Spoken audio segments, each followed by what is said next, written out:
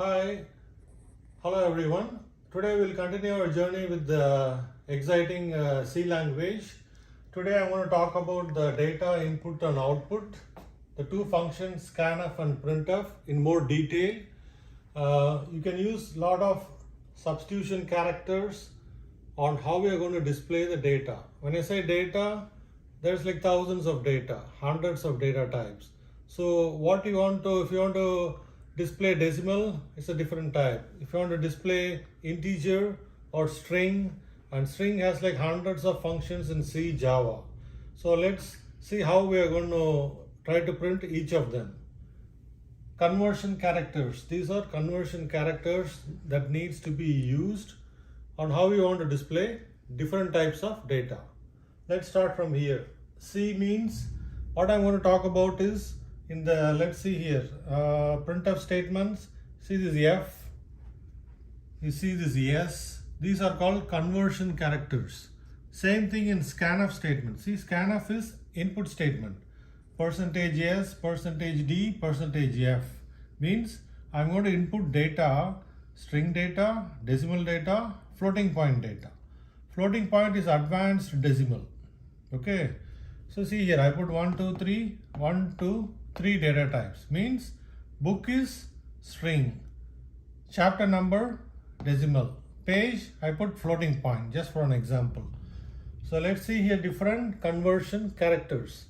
If you put C here, then C compiler. When you write a program, C compiler executes the program in machine language. It means single character. If you put D, C knows decimal integer. E is for float, exponential. F is regular float, is advanced float.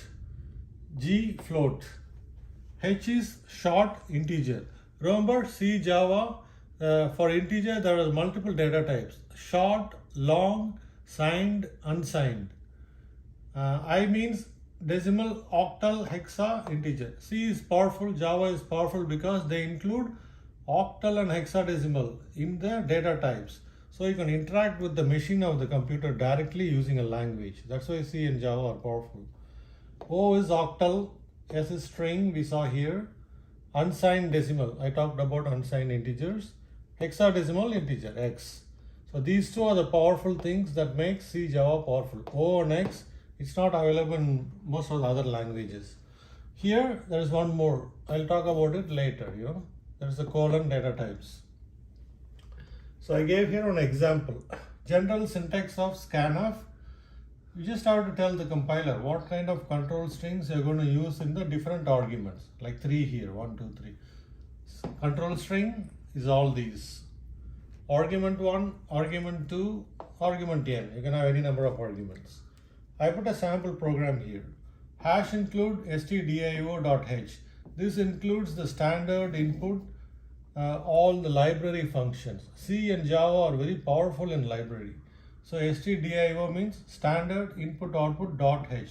This header file will pull all the whatever you use here, it will pull. For example, scanf means this, it will go to this file and see. There is a syntax for this file. Next video I'll open this file and explain in detail how it works. Main function starts here. Character, it is a string array. Whenever you see these square brackets, it means it's an array of 25 characters. An array starts from 0 to 24. Please watch my previous C language videos. I put 7 or 8. So there will be a continuation when you watch. Previous video I talked about arrays, how the data is actually showed, pointers concept. Next one I have integer, chapter num. Page is float. Scanf, I already talked about it. 3 different data types. I am printing all of these. When you put ampersand, it means we are dealing directly with the address of the variable. That makes it more powerful. Let's see here, I gave one from printf. Here I talk about precision floating point examples. That means there is a double data type.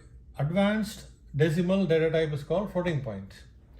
Include, here I gave example about output. This one is about input. Let's see here, same array I used, called it conversion. Float, A is a variable of type float.